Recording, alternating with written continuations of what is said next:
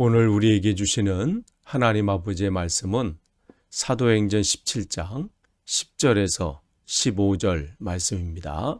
사도행전 17장 10절에서 15절 말씀 봉독해 드리겠습니다.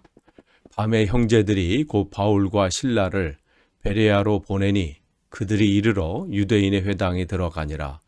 베레아에 있는 사람들은 데살로니가에 있는 사람들보다 더 너그러워서 간절한 마음으로 말씀을 받고 이것이 그러한가 하여 날마다 성경을 상고하므로 그 중에 믿는 사람이 많고 또 헬라의 귀부인과 남자가 적지 아니하나 데살로니가에 있는 유대인들은 바울이 하나님의 말씀을 베레아에서도 전하는 줄을 알고 거기서도 가서 무리를 움직여 소동하게 하거늘 형제들이 곧 바울을 내보내어 바다까지 가게 하되 실라와 디모데는 아직 거기 머물더라.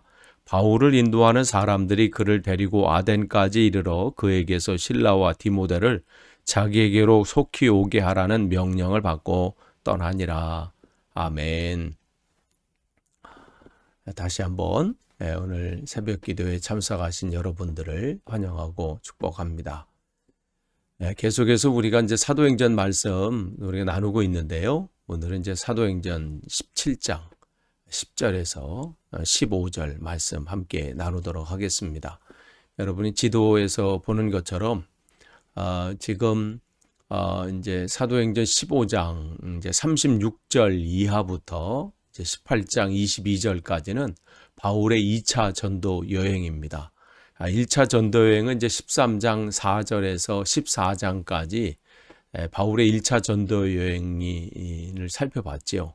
지금 이제 계속해서 2차 전도 여행을 살펴보는데 2차 전도 여행 때는 이제 바울이 1차 전도 여행을 했던 지역을 들러보고 거기서 조금 더 나아가서 소아시아 쪽에 복음을 전하려고 하지만 하나님께서 환상 가운데 그를 이 소아시아 쪽이 아닌 유럽 쪽으로 발걸음을 옮기게 하시죠. 그래서 그들은 그 말씀에 순종해서 마게도니아 이제 유럽으로 가는 첫 번째 관문인 이 그 빌립보에 들러서 거기서 루디아를 만나서 복음을 전하고 또 빌립보 간수와 또 그 가정들, 그래서 빌립보 교회가 세워지고, 그런데 그곳에서 핍박이 있고, 그래서 또 하나님의 발걸음의 인도함에 의해서 데살로니가로 옮기게 되죠. 그래서 데살로니가에서도 복음을 전하지만 두 가지 반응이 있다고 말씀드렸어요. 말씀 앞에 순종하고 자기를 드리면서 헌신하는 사람들이 생기는가, 주를 믿는 사람들이 생기는가 하면 여전히 공격하고 핍박하는 이들이 생겼다는 것이죠. 그런데 이제 하나님께서 도움의 손길을 통해서 야손과 또 그의 형제들, 또 믿는 형제들을 통해서 바울이 도움을 얻게 됩니다. 그래서 이제 하나님께서 그들의 도움을 통해서 오늘 10절을 보시면 어디로 왔냐면 이제 데살로니가에서 그 남서쪽으로 이제 서남 쪽이죠. 남서쪽에 있는 한 80km 정도의 거리에 있는 베레아로 급히 피신하게 됩니다. 그러니까 정말 이 복음을 전하는데 지금 그의 삶 속에, 그들의 이 여정 속에 편안한 것만 있는 게 아니에요. 늘 이러한 공격들, 방해들, 뭐 이러한 것들이 있지만 복음을 전하는 것은 멈출 수가 없어요.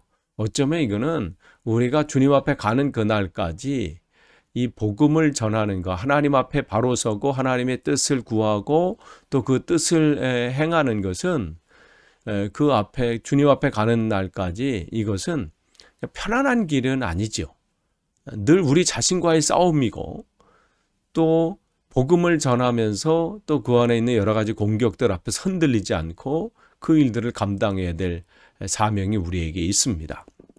어쨌든 그들은 베레아에 도착하자 아무 일도 없었던 것처럼 또 평상시처럼 뭐예요? 유대인의 회당에 들어가서 또 그 유대인들에게 복음을 전하죠. 그러니까 바울과 바울의 일행들은 이방인들에게도 복음을 전해요. 그렇지만 더 같은 관심은 그곳에 살고 있는 동포들을 무시하지 않고 또 그것을 소홀히 하지 않고 복음을 전하는 것이 중요했습니다. 그래서 또 들어가서 복음을 전합니다. 그 다음에 이제 11절에 그런데 베레아에 있는 사람들은 데살로니가 있는 사람보다 더 너그러워서 그러니까 이 말씀을 받는데 더 사모하는 사람들이 여기 있었다는 거예요. 그런데 그들은 간절한 마음으로 이제 바울이 전하는 그 설교를 집중해서 듣는 거예요. 그냥 뭐 어떤 사람이 뭐 하나 전하나 보다가 아니라 지금 바울이 전하고 있는 어제 우리가 이제 말씀을 나눴잖아요. 데살로니가에서 그가 전한 것은 뭐예요? 예수께서 당신을 위해서 죽으셨습니다. 또 예수께서 당신을 위해서 다시 부활하셨습니다. 살아나셨습니다. 내가 지금 우리가 전하고 있는 그 예수가 바로 메시아입니다. 우리의 구세주입니다. 이게 그들의 복음의 핵심이라고 말씀을 드렸어요. 그 복음을 지금 또 전하는 거예요. 그럴 때 이들은 그런가 보다 그냥 뭐 그런가 보다 하고 듣는 게 아니라 열심히 듣되 어떻게 해요? 그 말씀을 듣고 지금 바울이 전하고 있는 저 복음이 저 말하고 있는 저 예수가 진짜 메시아인지를 어디서 찾는 거예요? 성경에서, 즉 구약 성경에서 찾아보면서 진짜인지를 확인하고 있어요. 그러니까 여기서 상고한다라는 것은 어떻게 했냐면 깊이 자세하게 조사한다 이런 뜻이에요. 그냥 대충 성경을 읽는 게 아니라요. 성경이 진짜 이 신약 성경에 지금 이들이 말하고 있는 이 메시지와 거기에 구약 성경에 그게 나와 있는지 자세하게 묵상하는 것. 지금 베레아 사람들은 바로 이러한 모습이 있습니다. 그러니까 이들이 복음을 접하는 태도는 이런 거죠. 신중하고 그 진짜인지. 그러니까 이렇게 확인하면 뭐에 유익이 있어요? 흔들리지 않는다는 거죠. 말씀 안에서 지금 전해지는 메시지가 저 설교가 성경과 일치하는지. 그러니까 이것은 우리가 끊임없이 점검해야 되고 확인해야 될 문제입니다. 요즘 얼마나 많은 메시지가 우리가 들을 수 있습니까? 뭐 주일 예배나 뭐 우리 이 예배뿐만 아니라 우리가 유튜브 상에서도 많은 메시지들이 있잖아요. 그런데 여러분 내 귀에 뭐 좋게 들리는 얘기, 그러한 간증, 또 그러한 설교, 내 마음을 사로잡는 것, 이거보다 더 중요한 것은요. 그것이 성경적인가예요. 저기서 들려지는 저 간증이, 그 메시지가, 그 설교가 성경에서 말한 성경 말씀과 합한지를 우리는 늘 점검할 필요가 있어요. 그래야 우리가 흔들리지 않고요. 잘못된 것에 빠지지 않습니다. 지금 이 베레아 사람들은 바로 복음을 받아들일 때 특징이 바로 여기에 있습니다. 그럼 이제 12절에 보면 그럴 때 또 이제 우리가 이제 데살로니가에서 나타나는 현상들처럼 복음이 전해지는 곳에는 주께 돌아오는 자가 생길 수밖에 없어요. 그 씨를 뿌릴 때 열매가 맺어질 수 있다는 거죠. 그러니까 데살로니가에서처럼 복음을 듣고 믿는 사람들이 많아진 것처럼 여기서도 마찬가지예요. 그런 현상들이 나타나요. 근데 이것은 어제도 말씀을 드렸지만 뭐 바울이나 뭐 실라나 디모데가 한 게 아니라 누가 하신 거예요? 하나님께서 그들을 통해서 하나님께서 지금 열매를 맺게 하시는 거죠. 그들은 주시는 말씀을 전한 것뿐이에요. 그러나 그것을 열매 맺게 하시는 것은 하나님이시죠. 그럼 이제 13절에 그런데 이렇게 주께 돌아오는 자가 있는가 하면 여전히 또 방해하는 그 세력은 또 있어요. 데살로니가에 있는 유대인들이 지금 바울과 바울의 일행들이 베레아에서 또 복음을 전한다는 소식을 듣고 여기까지 온 거예요. 짧은 거리가 아니에요. 아까 말씀드린 80km 정도 떨어진 거리라고 했어요. 귀찮아서도 안 할 것 같아요. 저 같으면. 그런데 참 이런 거에서도 열심히 있는 사람들이 있어요.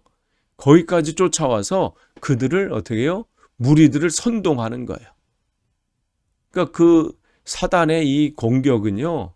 끊이질 않아요. 어느 때는 뭐 멈춘 것 같지만 오늘도 어떻게 해요?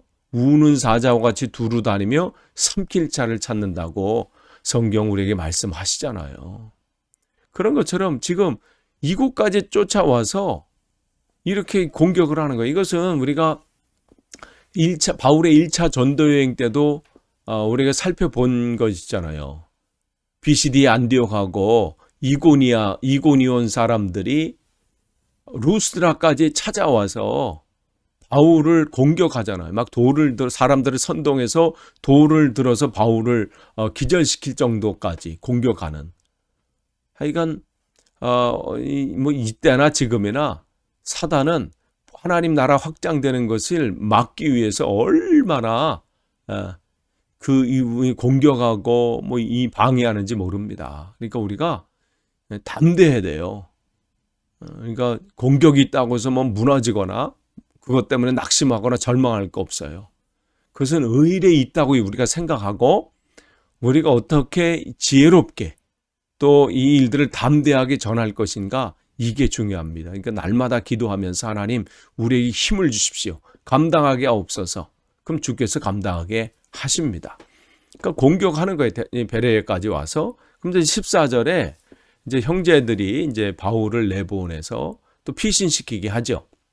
그래서 바다까지 가게 하되, 그래서 바다까지 가게 한다라는 것은 그 해변길을 통해서 지금 그쪽이 길이 이제 잘 되었기 때문에 그 해변길로 인해서 이제는 아덴으로 이제 피신하게 하죠. 그 아덴까지는 짧은 거리가 아니에요. 한 320km 정도 내려가는 길인데, 물론 이제 이 길이 해변길로 갔는지 혹은 여기서 이 데살로니가에서 온 공격하는 사람들의 그 공격을 피해서 이 해상 교통을 이용해서 갔는지는 정확하게 알 수 없지만, 어쨌든 이 복음을 증거하는 일에 멈출 수가 없는 모습을 보게 돼요. 이쯤 되면 포기하고 이제 다음에 하자.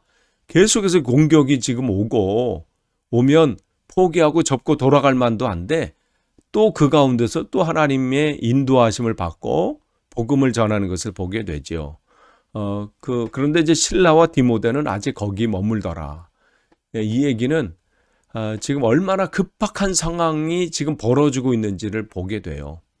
그러니까 이제 바울과 실라를 대동하지 못할 정도로 지금 바울이 급히 지금 이제 그 자리를 떠날 수밖에 없는 그러한 상황들이 된 겁니다.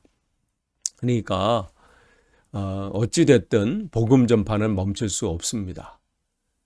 그 상황이 좋든 안 좋든, 공격이 있든 없든, 바울은 그 앞에 포기하지 않고 또 하나님의 주시는 그 힘을 가지고 그 발걸음을 옮깁니다. 그러니까 하나님의 그 열심이, 한 영혼을 더 살리시고자 하는 그 하나님의 열심과 우리를 향한, 인간을 향한 그 사랑하심이 또 바울의 마음을 움직이고 또 바울의 발걸음을 재촉하게 하시죠. 근데 15절 보시면, 오늘 이제 끝절이 이제 오늘 15절까지 볼 텐데, 바울을 인도하는 사람들이 그를 데리고 어디까지 데리고 가요? 아덴까지 그들을 동행하고 있는 것을 보게 돼요. 아까 말씀드린 것처럼 뭐 옆 동네가 아니에요. 320km라는 그 장거리입니다. 근데 거기를 지금 이 베레아 사람들이 함께 동행하는 거예요. 그러니까 하나님께서 바울이 가는 곳마다 돕는 손길들 이렇게 붙여주셔요. 그 데살로니가에서는 아까 우리가 말씀한 것처럼 돕는 손길들을 보내주셨잖아요. 그래서 거기서 그 일들을 어려움을 당할 때 야손과 그의 교회의 형제들을 통해서 도움을 받았다면, 오늘은 바로 이 베레아 사람들을 통해서 그 도움을 겪게 되는 거예요. 그 아덴까지 동행자가 지금 없어요. 지금 이 디모데와 실라와 떨어진 상황이에요. 만약에 홀로 이 여정을 갔다면 어쩌면 큰 어려움을 당했을 수도 있어요. 그 길이 초행길이기도 하고, 그런데 그쪽 지역 사람들의 도움을 통해서 그 일들을 그 도움을 받게 되잖아요. 그러니까 하나님은 세밀하셔요. 어려움을 당하면 또 피할 길을 여시고 또 돕는 자를 붙여주셔서 하나님의 그 사명이 막히지 않도록 그 일들을 오늘도 하신다는 것이죠. 그러니까 여러분, 우리가 사명을 감당하고 그 일들을 감당할 때 두려워하지 마십시오. 담대하게 주님이 주신 그 마음이 있고 주님의 은혜가 우리 가운데 있다면 멈추지 않고 그 길을 걸어가면요, 필요한 것은 하나님께서 채우십니다. 하나님께서 공급하시는 거예요. 그것을 우리가 또 이 시대에 체험하기를 원합니다. 바울이 그러한 것을 겪게 되는 거예요. 그러니까 이렇게 보면요, 하나님 나라의 확장은 어떤 특별한 사람의 한 사람에서 주도되는 것이 아니라 이름도 없이 빛도 없이 이렇게 수고하고 헌신하는 사람들과 협력해서 하나님의 나라는 확장되는 것 같아요. 이들의 이름은 지금 기록되어 있지 않습니다. 그러나 지금 바울의 이 전도 여행 속에 이 돕는 손길들을 통해서 또 하나님은 이 아덴이라는 정말 이 우상의 그냥 설렁성과 같은 그곳에 하나님은 이 바울의 발걸음을 옮기게 하신 거예요. 바울이 뭘 여기 계획을 먼저 했겠어요? 하나님의 인도하심으로 이곳을 하나님 보내신 것이고 그 우상, 이 유럽의 우상의 본거지라고 할 수 있는 그 아테네에 하나님은 바울을 보내셔서 하나님의 복음을 선포하게 하시는 거죠. 그러니까 여러분이 삶 속에 사명을 감당할 때 어려움이 있고 또 왜 하나님께서 나의 발걸음을 이렇게 옮기시지? 왜 나를 여기까지 옮기게 하시지? 하실 때는 다 이유가 있을 수도 있습니다. 그곳에서 우리가 나를 발걸음이 멈추는 그곳에서 우리가 또 사명을 감당해야 되지요. 그곳에서 이제 이 바울은 이제 떨어져 있던 디모데와 또 이제 실라를 요청을 하죠. 그래서 그들이 이제 아덴에서 만나게 되고 여기서 바울은 이 실라는 이제 다시 실라를 빌립보로 보내고 또 여기 디모데는 데살로니가 지역으로 다시 보냅니다. 우리가 이제 그것도 나중에 또 살펴보기도 하겠지만 그래서 이제 자기가 떠나왔던 그 빌립보 지역과 데살로니가 지역을 지금 이 실라와 디모데를 통해서 다시 이제 복음을 이제 믿음이 든든히 세워지기를 이제 가서 하게 되고 이제 다시 만나게 되는 것은 이제 이 아덴의 복음을 전한 다음에 이제 밑으로 이제 고린도 지역으로 갔을 때 고린도에서 이제 다시 합류할 때까지 또 복음은 끊이지 않고 또 그 지역을 전하게 됩니다. 끝을 맺습니다. 오늘도 주님께서 우리를 통해서 하나님의 일은 계속해서 확장시키시길 원하십니다. 그러나 여러분, 공격이 있다는 거 기억하시되 사단의 공격 앞에 우리가 두려워할 거 없이 담대하게 그 사명, 또 오늘도 저와 여러분이 잘 감당하시기를 간절히 축원합니다. 기도하겠습니다. 하나님 감사합니다. 오늘도 말씀을 주셨습니다. 바울과 바울의 일행을 통해서 하나님께서 이루시는 놀라운 일들을 봅니다. 또한 그 일들이 오늘도 이루어지길 원하고 이 시대에 세워진 교회들이 담대하게 주신 사명 잘 감당하는 교회들 되도록 붙잡아 주옵소서. 예수님의 이름으로 기도하옵나이다. 아멘.